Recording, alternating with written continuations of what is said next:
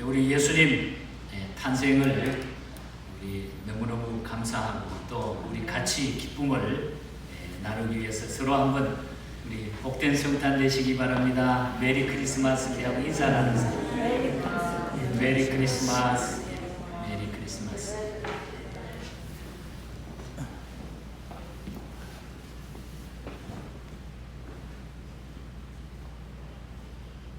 자, 우리 방송실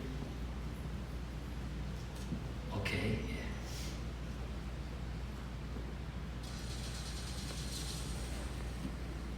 성탄절이 되면은 여러 가지 우리 생각이 많아집니다.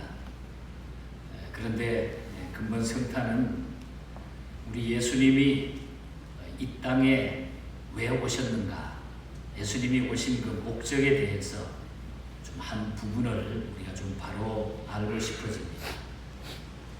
오늘 제가 읽어드린 이 마태복음 20장 이 마지막 부분에 보면은 28절에 보면은 주려 함이니라.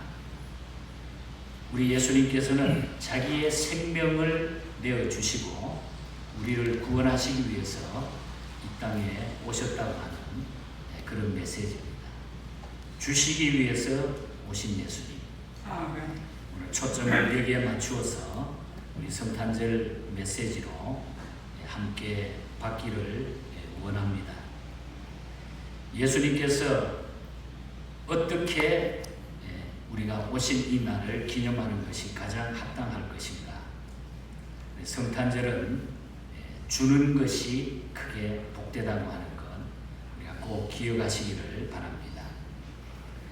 뭔가는 성탄절이 되면은 우리가 선물도 주고 받고 또 나누는 이런 모습을 또 우리 스스로 갖게 되고 또 주변에서 많이 바라보게 됩니다.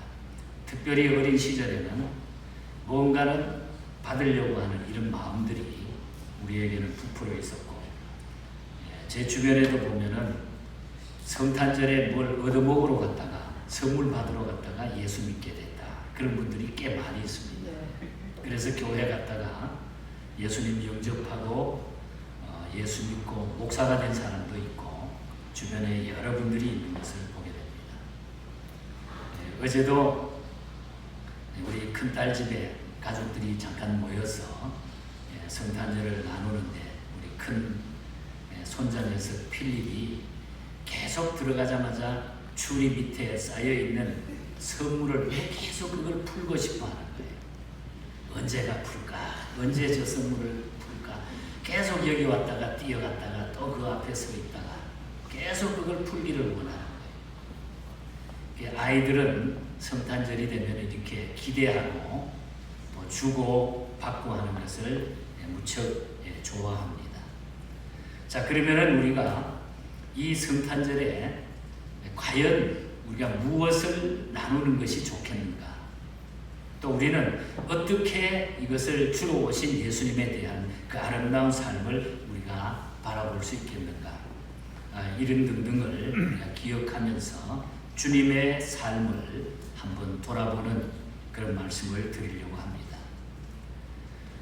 자, 먼저는 이 성탄은 우리 주님은 우리에게 가르쳐준 정신은 받는 것보다 주는 생활을 우리 주님은 원하셨다는 것입니다.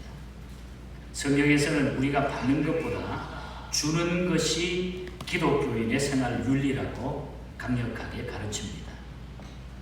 바울 사도는 주님이 친히 말씀한 이것을 인용해가지고 주는 것이 받는 것보다 복이 있다, 그런 말씀을 해주셨습니다. 또 우리가 누가복음 6장 28절에 보면 당시의 의사였던 누가는 뭐라 그럽니까? 사랑해주라, 축복해주라, 선대해주라, 겉옷을 갖고 싶어하면 속옷까지 주라, 주라, 주라, 주라, 주라, 이렇게 강조했던 것을 우리가 보게 됩니다. 마태복음에도 보면은 마태복음 7장 12절에서 대접을 받고자 하면 너희가 먼저 뭐라 그랬어요? 남을 대접하라. 우리가 성경의 진리, 복음서에 주님이 이 땅에 오셔서 짧은 생애를 살면서 우리에게 보여주셨던 모든 삶은 주시기 위해서 오셨다. 그가 모든 것을 베풀어 주셨다 하는 이 사실을 우리가 분명하게 알게 되는 것입니다. 결국 우리 인생은 맨손으로 이 세상에 왔다가 맨손으로 떠나게 된다는 진리이죠. 그래서 우리는 주님께서 우리에게 가르쳐 주신 대로 주님의 정신은, 기독교의 정신은 받는 것보다 주는 생활이 좋다 하는 그런 얘기예요. 지난 주간인가요? 뉴스를 듣는데 참 이게 미국이라서 그런지는 몰라도 모든 성탄절에 사람들이 선물을 주고받는데 주는 것이 기쁜가 받는 것이 기쁜가, 이걸 아마 어떤 기자가 통계를 내었던 것 같아요. 거기 보니까 받는 사람은 한 53% 정도가 나는 받는 것이 더 기쁘다 이렇게 얘기를 했고, 또 68% 가까이 되는 사람은 주는데 훨씬 더 기쁨이 있다. 그래, 우리가 인생을 살아보면 물론 받는 것도 좋지만은 우리가 베풀고 나눌 때에 우리에게 큰 기쁨이 있는 것입니다. 우리 주님은 이 땅에 오셔서 다 주셨잖아요. 다 주셨다. 주시기 위해 오신 예수님. 이것이 성탄의 정신인 것입니다. 이것이 기독교 윤리의 정신이고 우리가 이 정신을 가지고 이 세상을 살아야 돼요. 우리가 모아놓고 가지고 있는 것은 언젠가는 다 없어지게 돼 있고 나는 그것을 다 손 털고 이 세상을 떠나야 하기 때문인 것입니다. 대접을 받고자 하면 먼저 남을 대접하라. 사랑해주라. 축복해주라. 선대해주라. 겉옷을 갖고 싶어 하면 속옷까지 주라. 주님의 교훈이 이 성탄절에 우리의 삶에 다시 한번 나를 돌아보는 아름다운 힘이 되시기를 주님 이름으로 축복합니다. 아멘. 두 번째는 주는 자는 반드시 도로 받고 좋은 열매를 얻는다는 것. 아멘. 주는 자는 그 주는 것으로 끝나는 것 같지만은 손해보는 것 같지만은 반드시 그것을 도로 받고 더 좋은 열매를 맺게 된다. 믿습니까, 여러분? 아멘. 우리 인류 역사를 보면은 다 그래요. 다 주는 사람들이 이름이 났고 베푼 사람들이 다 모든 사람의 그 이름을 지금까지 남아가지고 그 이름을 우리가 존경하게 되고 그 삶을 우리가 배우게 된다는 것이죠. 잠언 11장 25절에 보면은 내가 윤택하고 싶으면 먼저 남을 윤택하라 하는 말이다. 구제를 좋아하는 자는 풍족하여질 것이요 남을 윤택하게 하는 자는 자기도 윤택하여지리라. 아멘. 자기도 윤택. 요한복음에 보면은 30배, 60배, 100배의 열매를 거두고 싶으면은 먼저 뭐라고 그랬어요? 땅에다가 씨를 심으라고 그랬어요. 우리가 땅에 씨를 심지 않고 30배, 60배, 100배의 결실을 가져올 수가 없다는 거죠. 그러니까 내가 심게 되면은, 내가 베풀게 되면, 내가 주게 되면은 반드시 그것을 통해서 좋은 열매가 맺어지게 된다. 이것이 예수님의 정신이고 우리가 본받아야 되는 것입니다. 2008년도 이스라엘 성지를 갔다가 갈릴리 바다와 사해 바다를 동시에 보게 됐습니다. 직접 그 바다 속에 들어가 보기도 하고 우리가 잘 알잖아요. 이 사해 바다라고 하는 것은 육지보다 낮아가지고 한 번도 물을 주어본 일이 없이 계속 받기만 합니다. 받기만 해요. 육지보다 낮기 때문에 그래서 받기만 하다 보니까 그 물이 고여 있어가지고 그 안에는 생물이 한 마리도 존재하지 못합니다. 아무 생물이 살지 못해요. 그러나 반면에 이 갈릴리 바다는 요단강을 통해 가지고 계속 물을 받아가지고 흘러보내기 때문에 생물이 153종 이상 살고 있었다고 하는 것이 역사적으로 증명이 되고 그곳에 가서 보게 됐습니다. 여러분, 고여있는 물은 썩게 되는 물. 펄에 주어야 옹달샘에 맑은 물이 솟아나는 것이죠. 사해 바다와 같이 우리가 살다가 보면 아무것도 거기에 존재하지 못해요. 그냥 죽은 사람처럼 사는 거죠. 그러나 갈릴리 바다는 내보냅니다. 바꿔서 엄청난 많은 것들을 내보내게 된다고 하는 사실이죠. 그래서 우리는 주는 삶이 꼭 열매를 맺게 된다. 주는 것이 손해가 아니라 주는 것이 축복이라고 하는 것이죠. 제가 한번 성탄절 때 말씀을 드렸습니다만 멕시코에서는 그 크리스마스 전날 밤에 예배 시간에 누구나 아기 예수께 드릴 선물을 준비해 가지고 교회에 모이기로 되어 있었어요. 오래전에 이야기입니다. 그런 풍습을 가지고 있었는데, 그런데 어느 시골 지역에 살고 있는 아주 가난한 소녀는 아기 예수님께 드릴 선물을 살 수가 없어가지고 아무것도 없어서 매우 마음이 무겁고 슬펐습니다. 무엇을 가지고 교회로 가노? 울적한 마음에 교회를 향해 그냥 슬픔 그런 마음으로 걸음을 걸어가는 중에 소녀는 길가에 말라버린 잡초 하나를 바라보게 됩니다. 그런데 그 잡초를 바라보는 순간에 말할 수 없는 아름다움을 그 잡초에서 느끼게 되는 이 소년이. 그래서 그 잡초를 뽑아가지고 아기 예수님을 경배하며 사랑하는 마음으로 그 말라버린 잡초를 예수님 곁에 교회에 가지고 와서 강대상 옆에다가 예수님 사진 옆에다가 갖다 놓았다고 합니다. 그런데 그 순간 그 말라버린 잡초가 별 모양으로 푸른색으로 변하면서 가운데 부분은 빨간색으로 바뀌는 놀라운 기적이 일어납니다. 그 후부터 그 꽃을 크리스마스를 상징하는 꽃으로 사용했다고 하는 그런 얘기죠.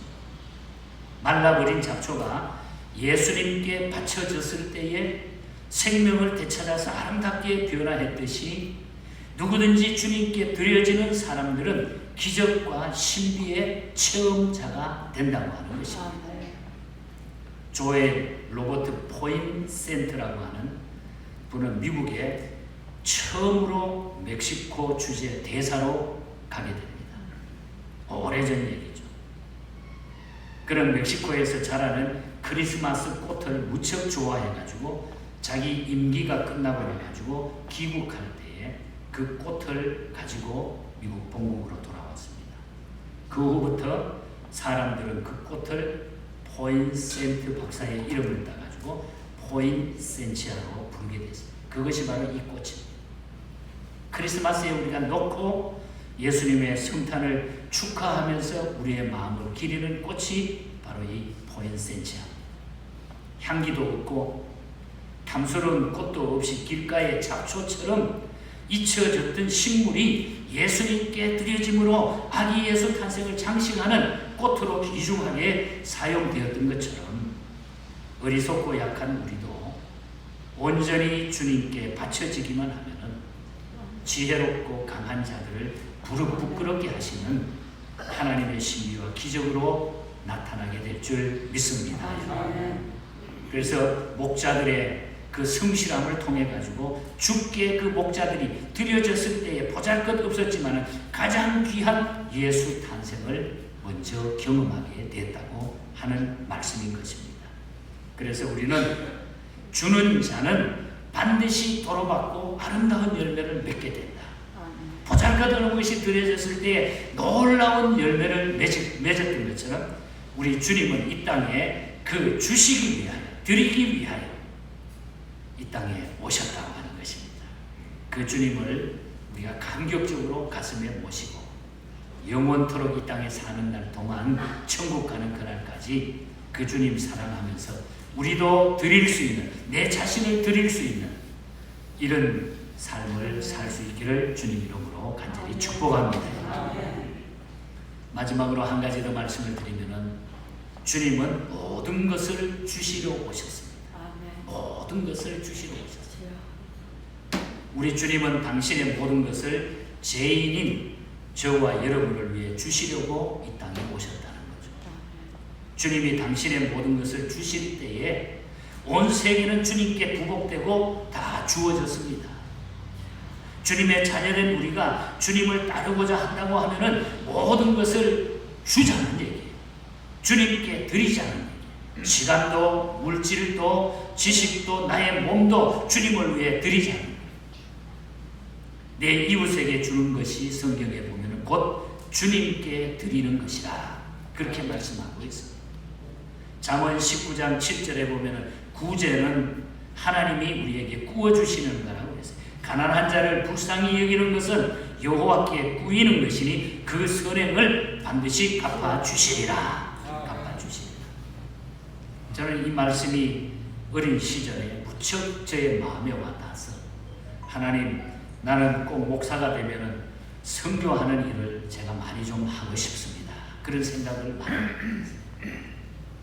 이제 내년 2022년이 되면 우리가 중국 선교를 시작한 지 30년이 됩니다. 30년. 제가 이번 성탄절에 막 열심히 선물을 사가지고 포장을 하니까 제가 막 포장은 우리 교회에서 나만큼 따라올 사람 없을 거예요. 너무너무 잘해요. 우리 집사람이 옆에서 뭐라 기가 막히대. 자기는 미친 것 같아. 그래서 아니 목사한테 말이야 남편한테 미쳤다니 무슨 소리야. 왜 그렇게 잘하나? 너무 잘해서 그래. 왜 그래 잘하는지 자기는 안 돼. 중국에 하도 갔다가 주고 싸고 주고 싸고. 여러분 제가 자랑이 아니라 그런 생활을 하다가 보니까 제 마음에는 너무 기쁩니다. 중국 오제 어떤 데는 이민백을 12개를 가지고 들어간 적이 있어요.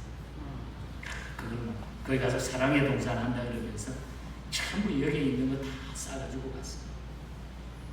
그럴 때마다 하나님이 저에게 주셨던 은혜는 너무너무 컸어요. 여러분, 하나님께서는 예수님을 이 땅에 보내주셨는데 우리에게 생명까지 주셔가지고 나를 구원하시기 위해서 이 땅에 예수님을 보내주신 거예요. 그 예수님이 우리를 위해서 모든 것 다 주셨잖아요. 생명 주시면 다 준 거잖아요. 선교사 한 분 이야기를 하고 말씀을 맺겠습니다. 아프리카 토인들이 살고 있는 선교지에게 선교사가 파송해서 일을 합니다. 이 선교사는 행복한 문명국에서 삶을 다 포기하고 험한 아프리카에 와가지고 미개한 토인들을 위해서 봉사하고 있어요. 사람 잡아먹는 토인. 정말 그들에게 가가지고 정성을 다해 설득하고 노력하고 이제 제발 사람 잡아먹지 마라.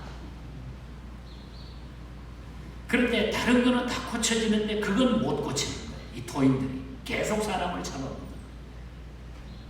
아무리 부탁해도 사람 잡아먹는 버릇을 고치지 못했습니다.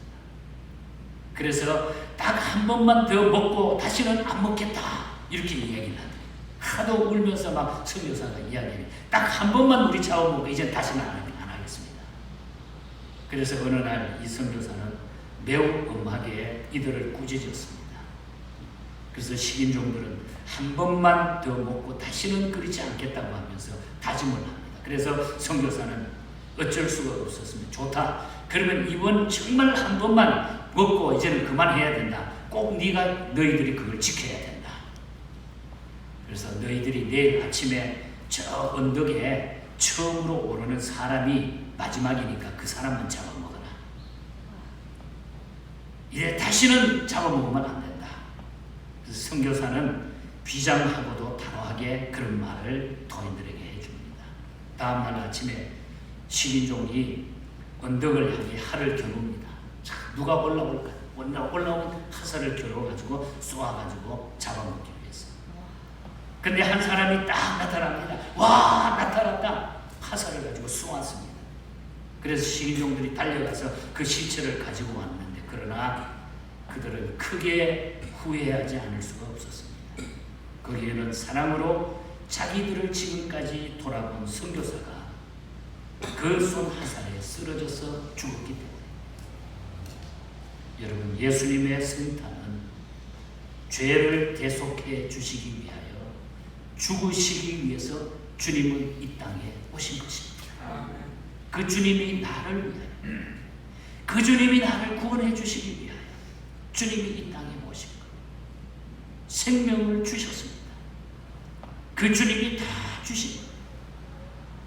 이것이 우리가 성탄을 기려야 되고 우리는 예수 믿는 놀라운 힘과 능력이 된다는 것이죠. 주시기 위하여 이 땅에 오신 예수. 우리는 무엇이 아깝겠습니까? 생명까지 주신 그 주님, 나를 구원해 주신 주님, 나는 영원히 멸망받아 죄로 말미암아 멸망받고 지옥 가야 되는데 나를 영원히 살 수 있도록 그 지옥 구덩이에서 나를 구원해 주시고 영원한 삶을 나에게 주신 그 주님이 이 땅에 오셨는데, 이 주님을 내가 믿고 감사하며 살 수 있는데 이 얼마나 놀라운 하나님의 은혜입니까? 이것이 성탄에 기해야 될 가장 중요한 메시지가 아닌가. 이 말씀을 가슴에 안고 나에게 이 기쁨 주시고 이 영광 주시고 감사하면서 우리 천국 가서도 다 만날 수 있도록 열심히 주님 앞에 또 나누며 드리는 그런 삶을 사시기를 축복합니다. 나누면 열매를 맺게 됩니다. 이 기쁨으로 살아갈 수 있기를 주님 이름으로 간절히 축복합니다. 하나님 아버지 감사합니다. 감사합니다. 모든 것을 주셨는데 생명까지 주신 우리 주님 너무너무 감사합니다. 이 주님이 이 땅에 오셨습니다. 이 주님을 축복하고 찬양하며 이 주님께 영광을 올려드립니다. 우리의 삶이 영원토록 주님의 이름 때문에 빛나게 하여 주시옵소서. 우리도 부족하지만은 늘 나누고 베푸는 삶을 살아갈 수 있도록 축복하여 주시옵소서. 이 시간에 저희들이 또 주님 앞에 너무 감사해서 이 구원의 감격을 가지고 주님 앞에 성탄절 귀한 예물을 정성껏 준비해서 이 시간에 올리려고 합니다. 드리는 손길마다 하나님이여 축복하여 주시고 또 이 예물이 구제하며 승교하며 놀라운 기적의 예물로 사용될 수 있도록 하나님 마음껏 축복하여 주시옵소서. 이 성탄에 큰 축복이 넘치며 우리에게 큰 기쁨과 영광이 되게 하시며 이제 또 저희들이 성탄 축하하며 준비한 찬양의 순서들을 통하여 하나님 큰 영광 받아 주시옵소서.